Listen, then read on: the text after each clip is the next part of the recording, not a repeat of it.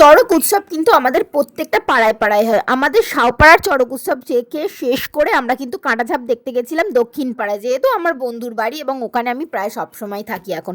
যাই হোক, ওদের ওখানে গিয়ে চড়কটা দেখলাম। আর এখানে দেখো শুভঙ্করকে কি একেবারে শিব ঠাকুরের মতো লাগছিল আগুনের ধোঁয়ার মধ্যে থেকে যখন ও বেরোচ্ছে।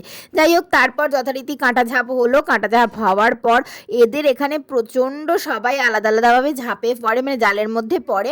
আর গুবলু কিন্তু এখানেও একটু জালের মধ্যে পড়ে নিয়েছে, আর এর মধ্যে জালের মধ্যে দিয়ে সবাইকে ভীষণ নাচাচ্ছে, আর গুবলু প্রচণ্ড এনজয় করে। যাই হোক, এটা তারপর কিন্তু যারা এমনি নর্মাল যারা উপোস করে থাকে তারা একটু জালের মধ্যে পড়ে। তারপর আগুন খেলা দেখে আমরা চলে গেছিলাম শিবতলার চড়ক উৎসব দেখতে। শিবতলায় যেন ক্যাম্পা ছোড়া হচ্ছিল, রীতিমতো ক্যাম্পা টাঙিয়ে ওখান থেকে ওরা ছুটছিল।